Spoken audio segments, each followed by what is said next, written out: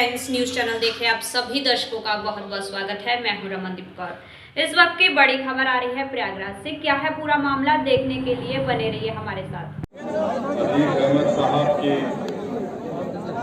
Wife बहन शाइस्ता परवीन साहिबा, उनके फर्जन अली साहब, मंडल सदर महबूब साहब, आरिफ इकबाल साहब, सादात साहब, जनाब राकेश गुप्ता साहब, हरदेव सिंह एडवोकेट साहब, अफसर महमूद साहब, उस्मान साहब, मुजीब एडवोकेट साहब, लीगल सेल यूपी के सदर आरिफ इकबाल साहब, पूर्वांचल के इंचार्ज इसरार अहमद साहब, जोनल इंचार्ज प्रयागराज इलाहाबाद महबूब हक साहब, मोहतरम हाज़रीन इकराम, मेरे इज़्ज़तदार माँ और बहनों, मैं आप तमाम का दिल की गहराइयों से शुक्रिया अदा करता हूँ कि आज आपने अपना कीमती वक्त निकाल कर आज के इस इजलास में शिरकत की। अभी आप और हमने हमारी बहन मोहतरमा शाइस्ता परवीन साहिबा का अतीफ साहब का लिखा हुआ पैगाम हमने सुना और हमने ये भी सुना कि हमारी बहन की आवाज सिंगल वाला कहाँ है आपका ट्रैक? जज्बात से मगलूब हो चुकी थी। मोनोकोड कहाँ है? और मैं हमारी बहन को सलाम करता हूँ, बल्कि अतीफ साहब के पूरे परिवार को सलाम करता हूँ। हाँ नहीं चल रहा, नेट बंद कर इतने मसाइब और मुश्किलात के बावजूद भी अल्लाह ने उनको साबित कदम रखा और वो बड़ी सब्र और हिम्मत के साथ हालात का और एक जाबिर हुकूमत के जबर का मुकाबला कर रहे हैं। और मेरी अल्लाह से दुआ है कि अल्लाह सुब्हानहू व तआला जब्बार है, अल्लाह क़हार है, अल्लाह गफूर रहीम भी है। इंशाअल्लाह ताला ये तमाम के तमाम जुल्म के महलात खंडर में तब्दील हो जाएंगे जो आज मजलूम अवाम पर जुल्म कर रहे हैं। मेरे अजीज दोस्तों और बुजुर्गों, मैं आपसे गुजारिश करने और आपको बताने आया हूँ कि जब अतीफ साहब ने फैसला लिया कि मजलिस इत्तेहादुल मुस्लिमीन में शिरकत करेंगे, शमूलियत अख्तियार करेंगे, तो हमने प्रेस कॉन्फ्रेंस ली लखनऊ में। और उसके बाद से जहां कहीं भी हम जाते हैं तो हमारे मीडिया के दोस्त हमसे एक सवाल करते हैं कि अतीफ साहब को आपने क्यों लिया, क्या उनके ऊपर मुकदमात नहीं है? तो हमने उनको भी जवाब दिया। और आज अतीफ साहब की ये सरजमीन, ये इलाहाबाद की मुबारक सरजमीन जिसका नाम तब्दील करके प्रयागराज रखा गया, हम आपको ये बताने आए हैं कि अतीफ साहब कानून की नज़र में वो आज भी इलेक्शन लड़ सकते हैं और हमको उम्मीद है कि इंशाअल्लाह ताला वो ज़रूर आने वाले विधानसभा के चुनाव में इलेक्शन लड़ेंगे।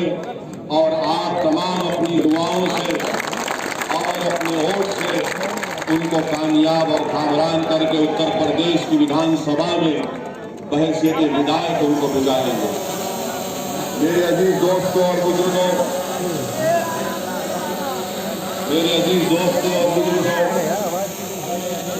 अगर आवाज खराब कर रहा है, नाम साहब है, आवाज खराब कर रहा है,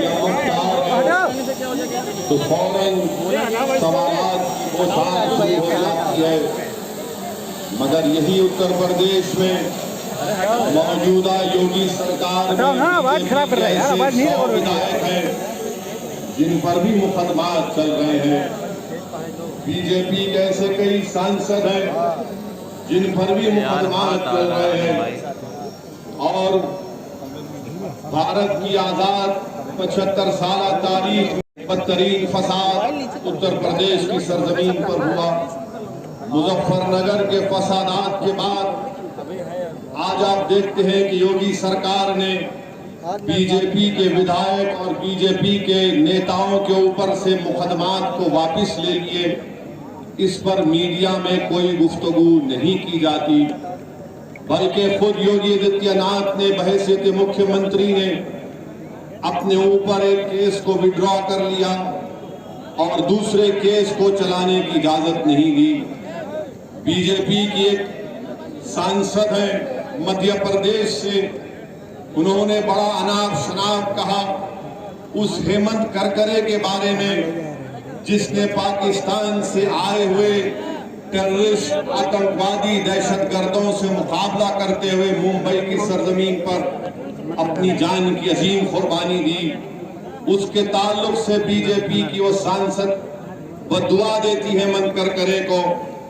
नाथुराम गोडसे जो भारत की आजाद तारीख का पहला दहशतगर्द है, उसको अपना हीरो कहती है। आज मीडिया इस पर खामोश बैठा हुआ है। मेरे अजीज दोस्तों और बुजुर्गों, योगी सरकार ने अतीक साहब के कई घर को तुड़वा दिया, कई लोगों की तस्वीर लगा दिए, मगर हम मुख्यमंत्री से पूछना चाहते हैं कि जब आपने तस्वीर उन लोगों की लगा दी तो जरा उन नेताओं की तस्वीर भी लगा देते आप जिनके खिलाफ आपकी सरकार ने तमाम क्रिमिनल केसेस को वापस लिया। आप उन लोगों की भी तस्वीर लगा देते जिन्होंने मुजफ्फरनगर के फसादात के सिलसिले में उन पर बहुत बड़े बड़े इल्जामात मुकदमात आयद किए थे, मगर तस्वीर लगती है तो हमारी लगती है और दुनिया को बताया जाता है कि देखो ये कैसे लोग हैं। मेरे अजीज दोस्तों और बुजुर्गों, याद रखिए कि भारत की सियासत में एक तल्ख हकीकत है कि जिस समाज के पास उसका नेता होगा उस समाज के मसाइल को हल किया जाएगा। जिस समाज के पास उसका नेता नहीं होगा उस समाज को ना उसका हिस्सा मिलेगा, ना उसकी आवाज को सुना जाएगा, ना उसकी तकलीफ को समझा जाएगा, ना उसके मसाइल को हल किया जाएगा। आज असदुद्दीन ओवैसी आपके दरमियान में इसीलिए आया है कि अब की बार हमको अपना हिस्सा लेना है, हमको अपना मुकाम लेना है। और याद रखिए कि मेरी तकारीर को सुनकर जज्बात में आके नारे लगाने से आपको अपना हक नहीं मिल जाएगा। आपको अपना हक उस वक्त मिलेगा जिस तरह यादवों ने मिलकर अखिलेश को अपना नेता माना, जिस तरह हमारे दलित भाइयों ने, खास तौर से हमारे जाटव भाई और बहनों ने मायावती को अपना नेता माना, जिस तरह उत्तर प्रदेश में ठाकुर योगी आदित्यनाथ को अपना नेता मानते हैं, जिस तरह कुर्मी बरादरी के लोग अनुप्रिया पाटिल को अपना नेता मानते हैं, जिस तरह आगरा के बाघेल समाज के लोग बाघेल साहब को अपना नेता मानते हैं, जिस तरह से निषाद के लोग अपनी पार्टी बनाकर अपनी पार्टी से वाबस्ता हो जाते हैं, जिस तरह के हमारे ब्राह्मण समाज के लोग, हमारे ये लोग नरेंद्र मोदी को या फिर अदर जो बैकवर्ड क्लास के लोग हैं ये मोदी को अपना लीडर मानते हैं। मैं आपको ये बात बताने आया हूँ, उत्तर प्रदेश में मुस्लिम अक़लियत की कोई आवाज नहीं, मुस्लिम अक़लियत के वोटों की कोई अहमियत नहीं है, मुस्लिम अक़लियत को उनका हिस्सा नहीं मिलता, मुस्लिम अक़लियत का कोई नेता नहीं है। मेरे अजीज दोस्तों और बुजुर्गों, इस हालात को आपको तब्दील करना है। याद रखो, कोई आसमान से उतर कर नहीं आएगा, कोई नीचे जमीन से निकल कर नहीं आएगा, बल्कि आपको इन हालात को तब्दील करना है। अल्लाह ने कुरान में फरमा दिया कि अल्लाह उन्हीं लोगों के हालात को तब्दील करता है जो अपने आप को तब्दील करना चाहते हैं। अगर आप तब्दील करना चाहते हैं, अगर आप एक करवट लेंगे तो मुझे यकीन है कि इंशाअल्लाह ताला उत्तर प्रदेश में इनकलाब बर्पा होगा। और मैं आपसे वादा कर रहा हूं, कि इंशाअल्लाह ताला अल्लाह सुब्हानहू व तआला जब तक असदुद्दीन ओवैसी को जिंदा रखेगा, अल्लाह जब तक मुझे जिंदा रखेगा, मेरी पूरी कोशिश होगी कि उत्तर प्रदेश में इनकलाब बर्पा हो, हर नौजवान के दिल में तब्दीली पैदा हो, हर बुजुर्ग की सोच में तब्दीली पैदा हो और हमारी इज्जतदार माँ और बहनों की आंख से आंसू बहना कम हो जाए और हम उनको एक दिलासा दिलाएं। मैं कभी ये नहीं चाहूंगा कि जिस तरह हमारी एक बहन शाइस्ता अपने शौहर का पैगाम सुनाते हुए जज्बात से मगलूब हो गई और आंख में आंसू आ गए। थोड़ी देर के लिए मैं अपनी इज्जतदार माँ और बहनों से अपील करूंगा कि तुमने अपनी एक बहन को, अपनी एक माँ को, अपनी बेटी को सुनाओ कि जिसका शौहर उसके तरफ नहीं है, जिसके बेटों के पास, उनकी औलाद के पास अपना बाप उनके साथ नहीं है। मेरे अजीज दोस्तों और बुजुर्गों, अतीक अहमद एक नहीं है, उत्तर प्रदेश की सरजमीन पर ऐसे हजारों अतीक अहमद है जो जेलों में सड़ रहे हैं और उनके घर वाले परेशान हैं। आज मैं आपसे अपील करने आया हूं कि ये नाइंसाफी को खत्म करना है। कब तक हमारी बहन अपने जज्बात को, अपने शौहर के जज्बात को जेल के अंदर से पढ़कर यहाँ पर सुनाएंगे? कब तक हम लोग ये नाम निहाद सेकुलर पार्टियों के डर से, खौफ से जिंदगी गुजारेंगे? कब तक हम बीजेपी से, मोदी से, आरएसएस से डरेंगे? अरे डरना किसी से नहीं है, ना मोदी से डरना है, ना योगी से डरना है, ना अखिलेश से डरना है, ना मायावती से डरना है, ना कांग्रेस से डरना है। डरना है तो रब्बे कायनात से डरना है। जमहूरियत में भारत के संविधान ये कहता है कि किसी को डरना नहीं है। भारत का संविधान जिसको बाबा साहब अम्बेडकर ने बनाया, बाबा साहेब ने कहा कि जो वक्त का हुक्मरान होता है उसको जनता से डरना है। आज हालात उल्टे हो चुके हैं, जनता को डराया जाता है, गरीबों को डराया जाता है, मजलूमों को डराया जाता है, महिलाओं को डराया जाता है, कमजोरों को डराया जाता है, मुसलमानों को डराया जाता है, दलितों को डराया जाता है, आदिवासियों को डराया जाता है। अब ये डर डर कर, घुट घुट कर जिंदगी नहीं गुजारेंगे। इस डर आपको यहाँ से एक फिक्र देकर चला जाऊंगा। आप जानते हैं कलीम सिद्दीकी कौन है? मौलाना कलीम सिद्दीकी का नाम सुना आपने? सुना ना? जिनको यूपी की पुलिस ने, ATS ने गिरफ्तार किया। अब हमको पिछले 3 दिन से रोज कोई ना कोई SMS करता है, व्हाट्सएप करता है, फोन करके पूछता है, ओवैसी साहब कब बोलेंगे? मौलाना कलीम के बारे में कब बोलेंगे आप? तो हमने तो बोला डरते नहीं, हम कांग्रेस पार्टी के हैं। तो हमने पूछा बताओ तुम्हारे राहुल ने कुछ कहा मौलाना के बारे में?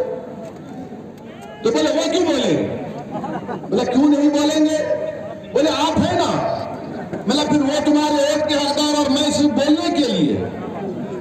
बोला मैंने कहा कि पहले उनसे कहो बोलने के लिए। फिर उत्तर प्रदेश से समाजवादी के लोग हमारे पास फोन में ट्रू कॉलर है, जब नंबर बजता है तो नाम के साथ आता SP का नेता आता है। आया हमको फोन, कहा कि आप कब बोलेंगे? बोला तुम कौन सी पार्टी के नेता हो? बोले आपको कैसे पता चल गया? हमने कहा ट्रू कॉलर। मैंने कहा मैं बोला नहीं, बोला अलग बात है, बोलो ये बताओ कि अखिलेश बोले? तो सन्नाटा था दूसरी तरफ लाइन पर। मैंने कहा अखिलेश क्यों नहीं बोले, बोलो ना। फिर वो फोन कट कर दिए, फिर मिलाए, हम फिर फोन उठाए। हम समझ गए कि इसके दिल पे दस्तक हो रही है। हम बोले बताओ अब क्या बोलेंगे? तो उसने हमको कहा कि ओवैसी भाई हम दिल से आपको चाहते हैं, हम दिल से इज्जत करते हैं, मगर क्या करें वोट हम आपको नहीं देते, मगर हमको उम्मीद तो आपसे ही है। मैंने कहा उम्मीद जरूर मुझसे रखो, बल्कि अल्लाह से ज्यादा रखो, मगर ये बताओ कि इस मसले में अखिलेश क्यों नहीं बोलेंगे? तो समाजवादी पार्टी का नेता हमसे कहा, नाम नहीं कह रहा हूं वरना बेचारे कल पार्टी से निकाल देंगे। उसने कहा अगर अखिलेश बोलेंगे तो उनको दूसरा वोट नहीं मिलेगा। हमने कहा दूसरा वोट किसका? वो दूसरे का नाम क्या है? इंसान तो है ना।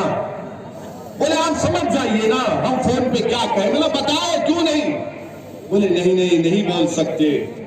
हमने कहा सुनो, चाहे कलीम हो या कोई गैर मुस्लिम हो या दलित हो, अगर जुल्म होता है तो असदुद्दीन ओवैसी सबसे पहले बोलता है। हमने बोला आज के जलसे में अब कह रहे हैं, हम अल्लाह से दुआ भी करते हैं कि अल्लाह सुब्हानहू व तआला मौलाना कलीम को अल्लाह जल्द से जल्द रिहा करवा दे। और जिस कानून में उनको पकड़ा गया, हमने उनके वकील से भी बात की, अबू बकर साहब से हमने उनसे भी बात की, तो उन्होंने कहा कि इंडियन पीनल कोड के सख्त से सख्त सेक्शन उन पर लगा दिए गए। केस में कोई दम नहीं, उनका वकील कह रहा है। जो पुलिस प्रेस कॉन्फ्रेंस में कहती है वो एफआईआर में उसका कोई तस्करा नहीं, एफआईआर में उसका कोई तस्करा नहीं है। उन्होंने कहा कि जरूर इंसाफ मिलेगा मगर टाइम लगेगा। मेरे अजीज दोस्तों और बुजुर्गों, ये जो योगी सरकार ने रिलीजन मजहब तब्दीली का जो कानून बनाया, वो कानून कितना गलत है सोचिए आप कि अगर मैं या कोई यहां से किसी का कत्ल करता है या अटेम्प्ट टू मर्डर होता है तो पुलिस को बताना पड़ता है कि फलां मुजरिम पर यह केस साबित होता है, जिसको अंग्रेजी में कहते हैं कि बियॉन्ड रीजनेबल डाउट, यानी पुलिस के ऊपर जिम्मेदारी होती है, प्रोसिक्यूशन के ऊपर, कि वो फौजदारी मुकदमात में कि पुलिस उस पर जुर्म को कायम करे। ये जो मजहब तब्दीली का कानून योगी आदित्यनाथ ने बनाया, वो ये कहता है कि अगर कोई मुसलमान होता है या कोई ईसाई होता है या कोई दूसरा मजहब को कबूल करता है तो उसको बताना पड़ेगा कि बगैर खौफ के और बगैर फ्रॉड के उसने मजहब को तब्दील किया। ये कानून योगी आदित्यनाथ ने बनाया, यानी कत्ल पर एक कत्ल पर एक चीज होती है। अब जो मजहब तब्दील करता है उस पर एक दूसरा स्टैंडर्ड लगा दिया। मेरे अजीज दोस्तों और बुजुर्गों, मैं योगी आदित्यनाथ के इस कानून की मजम्मत किया, कंडेम किया। ये अनकॉन्स्टिट्यूशनल है, सुप्रीम कोर्ट के पुट्टुस्वामी जजमेंट के खिलाफ है। और हम अब पूछना चाहते हैं कि क्या अब समाजवादी और बहुजन समाज पार्टी मौलाना कलीम के बारे में बोलेगी? नहीं बोलेगी। क्यों नहीं बोलेगी? आप बोलो क्यों नहीं बोलेगी? वो बोलो क्यों नहीं बोलते? वो क्यों नहीं बोलते? क्यों नहीं बोलते?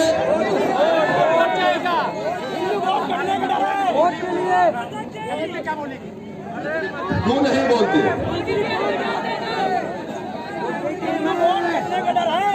वोट नहीं मिलेगा। हाँ, ये बात, वोट नहीं मिलेगा। तुम्हारा वोट मिलेगा क्योंकि तुम क्या कैदी हो उन लोगों के? क्या तुम उनके गुलाम हो? क्या तुम रसूलुल्लाह सल्लल्लाहु अलैहि वसल्लम के गुलामों के गुलाम हो या इन लोगों के गुलाम हो? क्या तुम्हारी जबान हक और सच्चाई को बयान करेगी या इन लोगों से डर कर तुम खामोश हो जाओगे?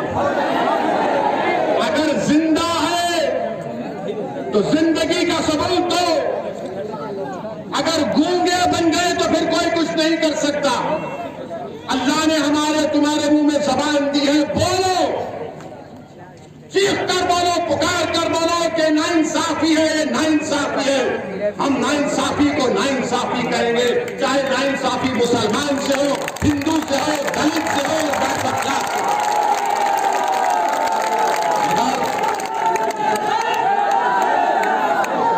सुनिए, अरे शेर आ गया तो खड़ा हुआ है ना, सुनो।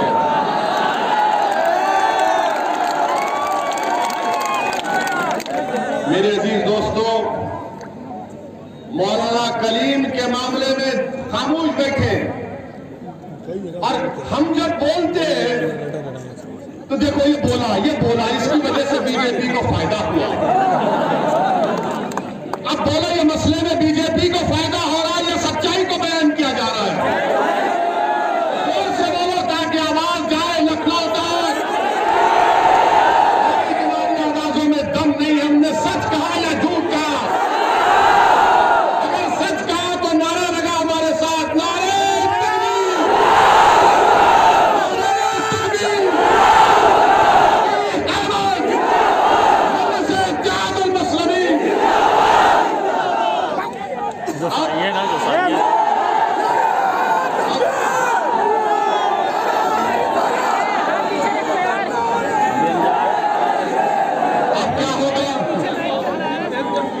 अब क्या होगा सुनिए, हम आपको बता रहे हैं अब कल क्या होगा या शाम तक क्या होगा। ये समाजवादी पार्टी में ये जो हमारे मीर जाफर मीर सादिक बैठे हुए हैं, जो अभी तक चूड़ियां पहनकर बैठे हैं, मैंने महिलाओं के खिलाफ नहीं, मैं मर्दों से कह रहा हूं। चलिए चूड़ियों का जिक्र नहीं करते बल्कि खामोश बैठे हैं। शाम से मीडिया को बुलाएंगे, आइए आइए हमारा बयान लीजिए, हम मौलाना के साथ हैं, हम मौलाना के साथ हैं। हम जब बोल दिए तो वहां से अखिलेश का और बहन जी का फोन जाएगा, ये बोलो ना, वो इस टोपी वाला बोलकर गया, तुम लोग बोलते नहीं है। ये बोलेंगे भैया बहन जी हम आपकी आदेश का इंतजार कर रहे हैं। जब इलाहाबाद से हमारा सांसद या विधायक जीतेगा, जुल्म होगा तो आदेश की नहीं पूछा जाएगा, क्यों नहीं बोले अब तक। ये फर्क है मजलिस को दूसरे पार्टियों। मेरे अजीज दोस्तों और बुजुर्गों, इसीलिए हमने सुनिए इसीलिए हमने एक दिन खामोश बैठकर देखा कि कोई तो बोलेगा, कोई नहीं बोलता। हमको ही बोलना पड़ता है। हमको एहसान नहीं कर रहे, बल्कि अल्लाह का शुक्र अदा कर रहे हैं कि अल्लाह ने हमको मुकाम दी, इज्जत दिया और अल्लाह ने बोलने की ताकत दी। अल्लाह सुब्हानहू व तआला। मेरे अजीज दोस्तों और बुजुर्गों, मेरे अजीज दोस्तों और बुजुर्गों, आने वाले असेंबली के चुनाव में आपको अपने वोट को सही इस्तेमाल करना है। हमने कह दिया कि हमारी कोशिश यही होगी कि इंशाअल्लाह ताला उत्तर प्रदेश में दोबारा बीजेपी की और योगी की सरकार ना बने। क्या आप हमारे साथ हैं? उत्तर प्रदेश में मजलिस के उम्मीदवारों को आप कामयाब करेंगे? क्या आप हमारे साथ हैं? हमारी बहनें हमारी साथ हैं? इंशाअल्लाह ताला जब आप सबका साथ रहेगा तो इज्तिमाई तौर पर मेहनत की जाएगी। और याद रखिए असदुद्दीन अवैसी यहां पर आकर अपनी शोहरत, अपनी मकबूलियत, अपनी अनानियत को मनवाने नहीं आया है। मेरी दिल की ख्वाहिश ये है कि अल्लाह मुझे इस दुनिया से उठाने से पहले उत्तर प्रदेश में बल्कि पूरे भारत में मुझसे ज्यादा नेक और काबिल नेताओं को अल्लाह पैदा कर दे, ताकि वो इस काम को मैं आपको नेता बनाने आया हूं, मैं आपको नेता बनाने आया हूं, मैं आपको असदुद्दीन अवैसी से बेहतर इंसान बनाने आया हूं। मैं आपको एक जज्बा देकर जा रहा हूं, मैं आपको एक पैगाम देकर जा रहा हूं। उठो, ये उठने का वक्त है मेरे नौजवानों। मैं बुजुर्गों से अपील कर रहा हूं, ये उठने का वक्त है।